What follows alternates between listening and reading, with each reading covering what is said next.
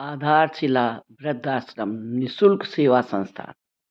दोस्तों, आजकल वृद्धाश्रम यानी ओल्ड एज का बहुत जिक्र होता है, क्योंकि क्योंकि बड़े-बड़े शहरों में तो 5 स्टार होटलों की व्यवस्था वाली वृद्धाश्रम बन गए हैं।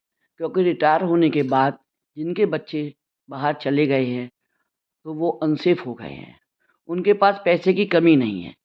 बच्चे भी पैसा भेजते हैं, बच्चे अपने पास रखना भी चाहते हैं, लेकिन उनकी लाइफ इतनी बिज़ी है, वो उनको समय नहीं दे पाते, तो बुज़ुर्गों का मन नहीं लगता।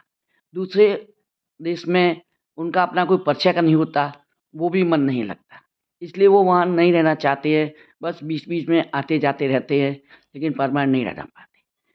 और उनके पास आर्थिक व्यवस्था की कोई कमी नहीं है, इसलिए वो अपनी लाइफ़ को एन्जॉयफुल रह के रहना चाहते हैं। तो वो लोग जहाँ बड़े-बड़े शहरों में बन गए हैं, वहाँ वो महीने-महीने, 15-15 दिन रह आते हैं। घूमने की, फिरने की, सब तरह की व्यवस्था रहती है, पिक्चर की, आपस में एन्जॉय करने की, योगा, मेडिकल वगैरह सारी व्यवस्था रहती है और वो आराम से मस्ती से रहते हैं और फिर लौट के अपने घर आ जाते हैं। इस तरह से उनका चेंज होता रहता है, वो आते रहते हैं। लेकिन मिडिल क्लास वाले परेशान रहते हैं और कुछ बच्चे अपनी आर्थिक कमी की वजह से नहीं रख पाते, कुछ की सोच नहीं मिलती है और कुछ के बाल बच्चे हैं ही नहीं हैं, वो बुज़ुर्ग अकेले हैं, इसलिए नहीं रह पाते हैं। तो दोस्तों, मैंने ये वीडियो इसीलिए बनाया है कि जो परेशान हैं वो उसको देख सकें और वो वहाँ रह सकें और जा सकें। तो दोस्तों, आपको मेरे वीडियो अच्छा लगे तो लाइक कीजिए, अपने दोस्तों को शेयर कीजिए। दोस्तों, शेयर अवश्य कीजिए, क्योंकि काफ़ी बुज़ुर्ग मेरे परिचय में हैं जो ढूँढते रहते हैं कहीं हमें मिल जाए, जहाँ हम जाके रहें, क्योंकि वो अनसेफ है और उनके पास पैसे की भी इनकम कहीं से नहीं है कि अपना गुज़ारा कर सकें। तो आप इसको शेयर अवश्य करें, अपने परिचय वालों को बताएँ और जिससे वो भी उसका लाभ उठा सकें।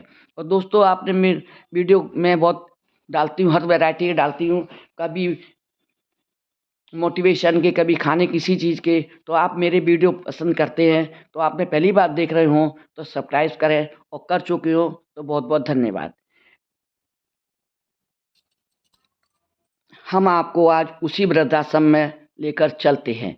ये वृद्धाश्रम प्रयागराज में, नैनी में स्थित है।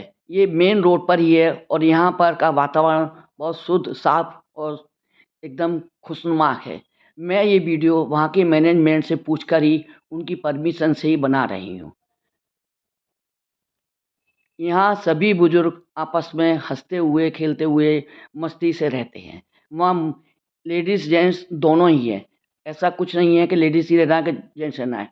और वहाँ का एडमिशन लेना भी बहुत आसान है।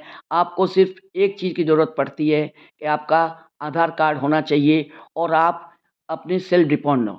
आप अपना काम नहाने-धोने का ये सब अपने आप कर सकें, सेल्फ डिपेंड हो। किसी की डिपेंडेंट अगर कोई हैंडी है, तो वहाँ रखने की व्यवस्था तो है, लेकिन उसके साथ में आपको एक हेल्पर देना पड़ेगा। अकेला उसको आप नहीं रख सकते। वहाँ ये ज़रूर है, बाकी आप आराम से रह सकते हैं। वो लोग सभी खूब मिल-जुल कर हँसते-गाते हुए, भजन गाते हुए और नाचते हुए रहते हैं। आप देख रहे हैं किस तरह से भजन-वजन गा रहे हैं, ढोलक बजा के और हाथ ताली-वाली बजा के सब करते रहते हैं।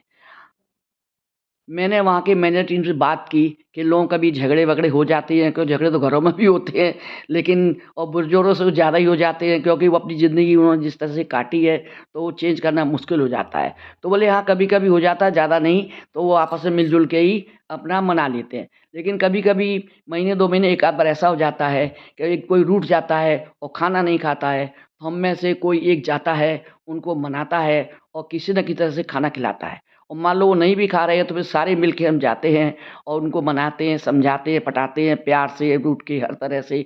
और फिर भी नहीं मानते तो हम लोग भी वहाँ रूठ कर बैठ जाते हैं कि जब तक हम अपने घर नहीं जाएँगे, जब तक आप खाना नहीं खाएँगे।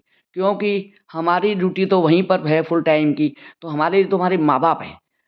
बच्चे अपने माँ-बाप को उतना ही टाइम दे पाते हैं, बाकी और बिज़नेस करते हैं, तो हमारा तो वही काम है। हम पूरे दिन वहीं रहते हैं, उन्हीं की सेवा करते हैं, उन्हीं की देखभाल करते हैं और वहाँ महीने में 1 बार चेकअप होता है सभी का, मेडिकल। और कभी कोई ज़्यादा कोई बीमार हो जाता है, तो उसकी दवाई का पूरा-पूरा इंतज़ाम किया जाता है और सभी लोग मिलकर उसकी सेवा करते हैं, हम लोग भी करते हैं, बाकी वो लोग आपस में भी एक-दूसरे की सेवा कर लेते हैं। कभी छोटी-मोटी परेशानी आ जाती है, तो हम लोगों को बताते भी नहीं हैं और आपस में ही एक-दूसरे की देखभाल कर लेते हैं।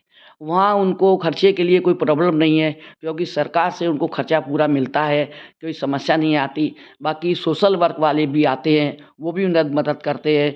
बाकी आम व्यक्ति भी कभी कोई दान पुण्य करना चाहता है, तो वो भी आकर देता लेता है। आप देख रहे हैं, एक सज्जन आए हुए हैं, वो काफ़ी सामान लेके आए हैं। हम लोग भी गए थे तो लेकर ही गए थे, लेकिन उनके जाने के लिए हमें पहले परमिशन लेनी पड़ती है कि उनके लिए हम सामान लाएँ, तो तभी जा पाते हैं। बिना परमिशन के आप उनको कोई सामान नहीं दे सकते, पहले आपको परमिशन लेनी पड़ती है। उसके बाद वो लोग बड़े खुश रहते हैं, आप देख रहे हैं सब कितने खुश हैं, मस्त हैं। एक बुजुर्ग तो इसमें ऐसे हैं कि उनको हर वक़्त भजन गाने कह दीजिए तो बड़ी लय में, धुन में गाते हैं। आप जब उनका भजन सुनेंगे तो आप भी मंत्रमुग्ध हो जाएँगे। इस तरह से उनकी आवाज़ इतनी सुरीली आवाज़ है कि हम बता नहीं सकते। हम उनके भजन सुन के इतने खुश हुए और इतना अच्छा लगा कि बता नहीं सकते। वो हमारे साथ काफ़ी घुल-मिल गए थे और वो हमसे बार-बार कहने लगे कि आप हमारे पास आया कीजिए और बड़ा मस्त रहे, गाते रहे, नाचते रहे ढोलक पर, सब कुछ होता रहा। हमने उनके जाके बेडरूम वगैरह भी देखे कि सारी व्यवस्था बड़ी अच्छी थी, साफ-सुथरा था एकदम, किसी तरह की कोई समस्या नहीं थी, कोई परेशानी नहीं थी।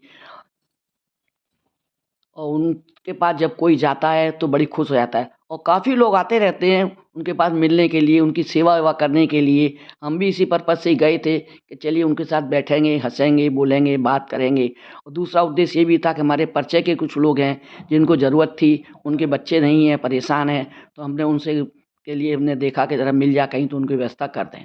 तो वहाँ जाके रहें और वो वहाँ जाके पहुँच भी गए। जब कोई ज़्यादा बीमार हो जाता है तो उसके लिए पूरी-पूरी मेडिकल की व्यवस्था की जाती है। कोई किसी तरह की लापरवाही नहीं होती। जैसे परिवार में अपने माँ-बाप की देखभाल की जाती है, उसी तरह से यहाँ पूरी देखभाल होती है। वो हमारे साथ नाचते रहे, आप देख रहे हैं किस तरह गा रहे हैं और कितने मगन हैं, कितने मस्त हैं। हाँ, बस जब हम चलने लगे तो हमसे कहने लगे कि एकदम उनकी आँख में आँसू आ गए क्योंकि परिवार होता है और कहने लगे ना जाओ छोड़ के और फिर से आना। तो हम भी उनसे वादा करके आए थे हम फिर ज़रूर आएँगे और हम गए भी थे 1-2 बार मिलने और आगे भी जाते रहेंगे क्योंकि हमारा भी वहाँ मन अच्छा लगा और उनको भी खुशी हुई। हम किसी को खुशी दे सकते हैं तो हमारी बड़ी किस्मत की बात है। तो दोस्तों, आपने हमारा वीडियो देखा, देखने के लिए बहुत-बहुत धन्यवाद। आगे से फिर इस तरह कोई वीडियो लेके फिर आऊँगी और आपसे मिलूँगी।